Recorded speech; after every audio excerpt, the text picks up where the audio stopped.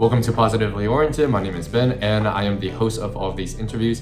And this is going to be the last. I'm laughing and chuckling at myself because I realized I've been spelling Abby's name wrong. Instead of EY, it should be ABBY. Anyways, sorry, Abby, for that. But before we do that, this is going to be the last installment with my interviews with her. And one of the other things that I've been working really hard on the side is getting my website up and ready. So if you guys have the time, please go ahead and check it out. It is positivelyorient.com, and it has a lot of cool, unique features and talks about what it is that I want to do. But ultimately, at the end of the day, I would love to be able to be a resource and help parents and adoption agencies better guide parents in their decisions to adopt, and then providing them post-adoption resources, whether that's going to be a social, environmental, or psychological challenge that the children may face. I want to be a resource for that. But the difficulty is the fact that I still need to get food on my dinner plate somehow. I need a income source, and so if I can at least do something that is going to be fulfilling for me and also get paid while helping other people, that's what I'm going to try and do. There is a donation option. This is something where I take the time out of my day and make these videos. I know I'm not the best video editor, but that's the reason why it takes so long for me to make these videos and then edit them and publish it. If you guys have the time, go to my website, check it out, and donate. I would really appreciate that. And let's get right into it. At what age do you think you may have been willing to start looking into that kind of stuff? Because that kind of goes back into the fog and denying the truth and the past. And I know I was in your same shoes. That didn't happen for me until I faced some of the most difficult things that happened to me when I was in college. And it took those adversities to actually kind of be like, you know what, shit, it's time for me to know who I am, so that way I can become the best version of myself. Yeah. I definitely think I think it all happens for a reason when it happens, so I'm fine with, it happening at 26, 25. I could have done it earlier, but again, I had just started college. I was in a new country. I went to two high schools, but none of my 4 years were concurrent. So I was at one school for like a year, and I went to the other school for a year, then I went back to the first school and then reverse back. And their school systems were on different schedules. So I was always like 4 or 5 weeks into the semester by the time I got back, just the way the year cycles. So that was enough like brain issues. I mean, my poor high school counselor could not figure out how to fill in my transcripts. Um, so I don't think I could really add it anymore to my plate like freshman year necessarily. But maybe junior and senior year of high school, early college, I probably could have done a little bit more curiosity or like Asian clubs or something. Maybe I would have found, a group better, easier. What would you tell other adoptees now, or what kind of message would you have for adoptees in the future? Something that I think, Mhm.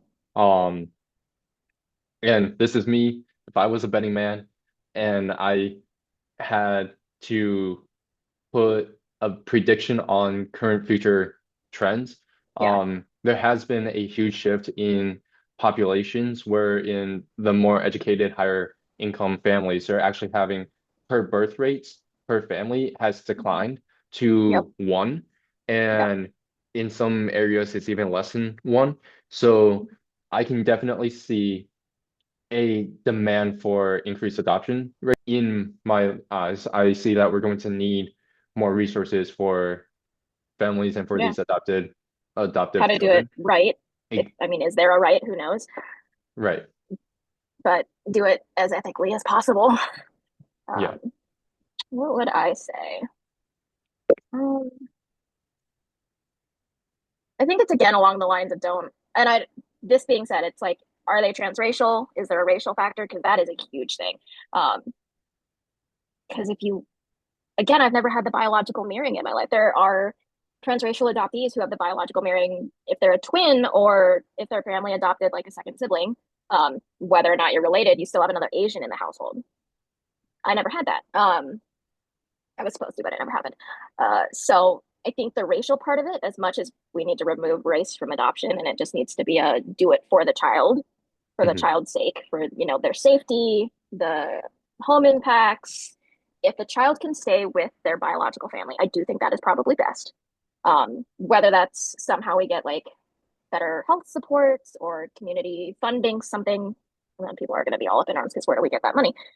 But in the cases where they have to be taken away for whatever reason, um, whether it's racial or not, cross racial, I guess, it still needs to be for the child's sake. We need to not look at it as a way to grow a family necessarily. It can't be a I can't get pregnant fertility issue to don't want to do IVF, scared of needles, whatever it be. It can't be the fallback option, right? It can't be the second best consolation prize, whatever. Because then that puts in your child's mind, hey, you could have your own.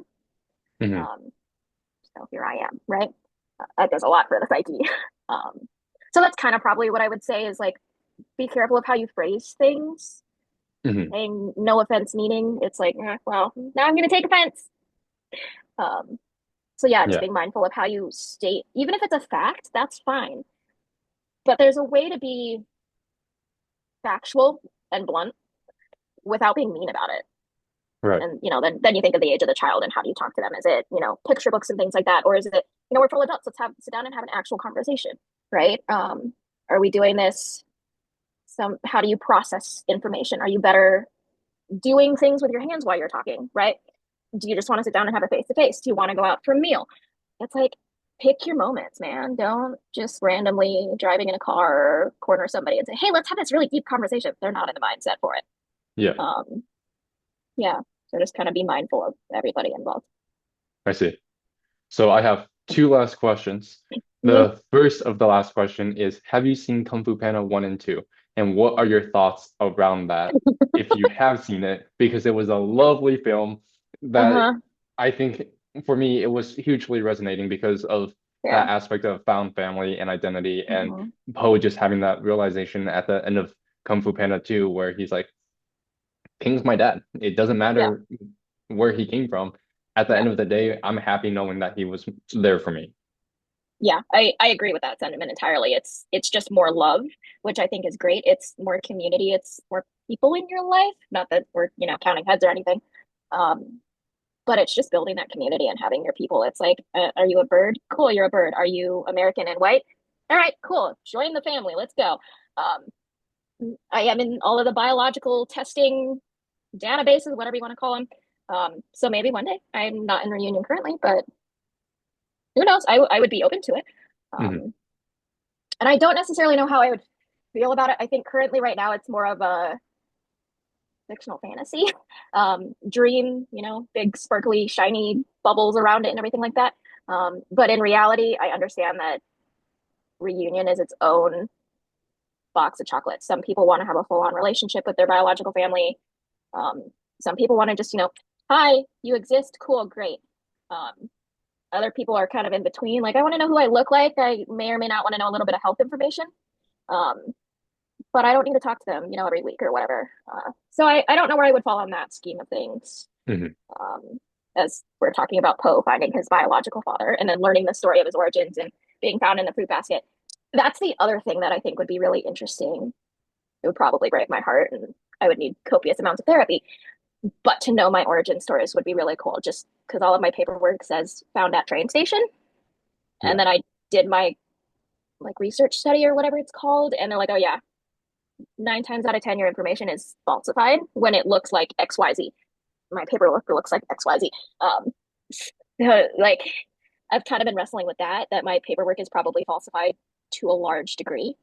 Um, so just to know, because I was again supposedly 2 months when I went to the orphanage, and then subsequently we think I was premature. So maybe I was 2 months, but actually three because I was premature. And how does Yeah. how does that work? Yeah. So I That, definitely wasn't a newborn. So where was I for the first 2 months? I was with somebody, presumably getting some type of care because I have all 10 fingers and all 10 toes, things like that. Like mhm. somebody loved me enough to take care of me for 2 months. So that Yeah. kind of brings into the question of like abduction, unfortunately, neighbors The maybe living with an aunt and uncle, things like that. yeah. Who really knows? The film One Child Policy really opened my eyes and re made me Yeah. realize, like these Hmm. child abductions that happen and Yep. falsifying the paperwork and Yep. information. And the Um, selling, the finders, their definition has done a complete 180. I don't know if you realize that. That is mind-boggling. yes. And so that added mystery of not knowing like Mhm. where what our Where was origin I story is born? and like Poe actually has an origin story that he found Yeah. out. We are unfortunately not going to have such a Nope. DreamWorks story. Right, right. My last question would be, is currently, do you find yourself to be happy? Do you find yourself fulfilled in your life? I think for the most part, I mean, everybody has bumps and bruises from whatever. Um, Education's never been my strong suit, so I'm a little bit on that part of it, but I'm still in college. I haven't quit. So that's got to say something. I have a job that I love 90% of, which is awesome. Um, I make a difference in the world every day, which I think is great. I love my family. Family loves me. I have a good community. I have my adoption groups. There's fulfillment in a lot of things in my life, which I think is great. Wow, yeah, it's those are the important things. And I think Yep. that if I was reflecting seriously back on that, one of the things that I've more or less recently realized is like no matter what really happens to me, everything always seems to work out in the end. Yep. Um, It'll figure itself out eventually. What's that? Oh gosh, there's a quote. I think it's from the Marigold Hotel. It'll be all right in the end. So if it's not all right, then it's not the end. It's like, yeah, it's cheesy, I get it, but also like, yeah. yeah. I know you have the links that you sent me for sharing in the links in the description. Is there any last minute thing that you would like for the viewers to know? Anything else? We did kind of talk a little bit about like documentaries and things like that.